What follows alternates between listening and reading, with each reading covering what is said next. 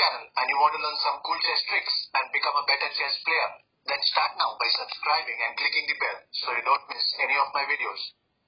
Before we begin, I would strongly recommend that you try these opening tricks only on players rated below 1800. Plus, there are high chances that your opponent will fall for these traps when he does not have much time to think. So you should play these tricks mostly in quick games like the blitz and the bullets. Okay, so let's start with the king's pawn opening, pawn to e4. Black responds with the Scandinavian defense, pawn to d5. Now as white, you will play this surprising move, knight to f3. Now here, there were a lot of comments from our viewers that this opening does not happen. Our opponent generally plays pawn to e5 and very rarely someone plays pawn to d5. Well, let me show you another way in which you can get to this position. Let's start with the move knight f3.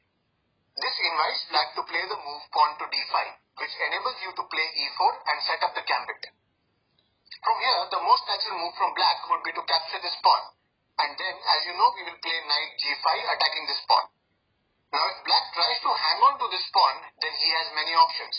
He can play bishop to f5, or queen to d5, or even pawn to e5. I will show you tricks in all these lines, but first let's see the most common and sensible reply from black, that is knight to f6. To this, we will play pawn to d3. Black wants to get rid of this awkwardly placed pawn, so he captures and then we recapture with our bishop. In this position, I had shown you that black plays pawn to h6. There were some comments saying that this is a very bad move, and this won't happen in real games. Well, I can guarantee you that you will see this in every second game. I will tell you why.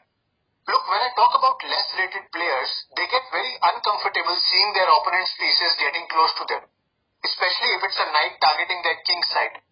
So they try to kick off this knight immediately, and hence they play the move pawn to h6. Anyone who hasn't seen this trap before has very high chances of falling for it. So from here, we will play knight to f7, forking the queen and rook.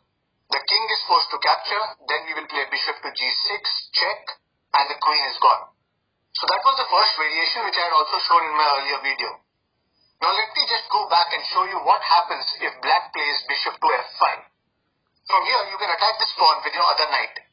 Again, he tries to defend this pawn, so he plays knight to f6. You will now attack the pawn for the third time by playing queen to e2. This will force black to play queen to d4 to support the pawn. If he plays this, then he is gone. Let me show you how. First, you will play queen b5 check, attacking the king, the bishop, and this pawn on b7. Black's response is pretty much forced. He will have to play bishop to d7. Now you can capture this b7 pawn. From here, I can guarantee you most of your opponents will play bishop to c6, assuming they are not only saving the rook but also attacking the queen. But to their surprise, you will play this beautiful move bishop to b5. Again, black is now forced to play queen to d7. The thinking behind this is to trade off queens and minimize the damage somehow. But your opponent will be shocked to see your next move, that is, bishop takes bishop. The most obvious response would be queen takes bishop, which looks to be quite a good move. But if you look at it carefully, you have a stunning move. Can you spot it?